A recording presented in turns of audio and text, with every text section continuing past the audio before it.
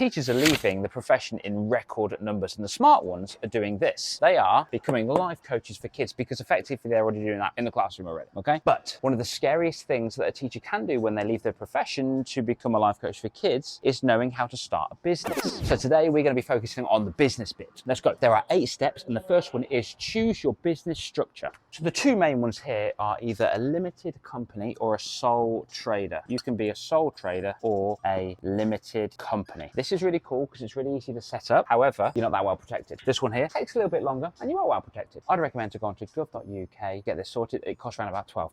Number 2, you will need insurance, and it will need to be public liability insurance. And if you are doing crazy activities, then you will need to make sure that you've got at least 2 mil excess. The next one is business name and branding. This is really, really important, and it is important that you're not going to be copying other people's or accidentally picking other people's branding. I would probably go into Companies House just to do a deep search. If you want to call yourself the life coach for kids, you're probably going to have a lot of people that already got that. Also, think about your domain name as well. So if you want to get a website, I would use GoDaddy or Namecheap. Obviously, you'll need to make sure that you do have coaching agreements or coaching contracts, because obviously all the emphasis cannot be upon you when you are getting results. It's a shared relationship between you, the young person, and the parent. So you give homework to the parents and homework to the children. They've got to make sure they're doing it. Not all the emphasis is upon you. So it's really important that you create an agreement where they can sign, date, and on there has to be the amount that you're paying and the number of sessions you're going through as well. This just basically protects you. Number 5, the payment systems. This can be Stripe or bank transfer. The other day I had somebody give me a check, which was absolutely wild. I had to go into the bank and cash it. I didn't know what to do because it's the first time I've ever done that. But hey, it still works. And you're not paying any fees with this one.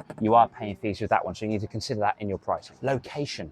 I'm in this wonderful location right now. It's a CrossFit gym. The people that I coach absolutely love it, but you don't have to do this. If you want to work remotely, you can use Teams, you can use Zoom, you can go to the park. You can also create an online course when you're doing this as well. And that can be put on Kajabi, Go High Level, ClickFunnels, places like that. And that's essentially where you can make money while you sleep. Step number 7 is marketing. There's 2 ways you can do this: organic or paid. Paid, you can use Facebook ads. Organic, you can just do it word of mouth in the playground. You can go onto private Facebook groups, you can share and have other people and they will inquire into your services. You can also go onto Instagram or other social media and just put your stuff on there, and then people will flock to you. How much has homeschooling increased as well, by the way? Parents are looking for that. And the final step is a business bank account. It's so important for you to set up a business bank account, but also keep your books. Tax is so important. You need to make sure that you're aware of the ins and outs of your business. I've actually got in my program, I've actually got a detailed analysis of how to do this for teachers when they want to leave the education system to become life coaches for kids.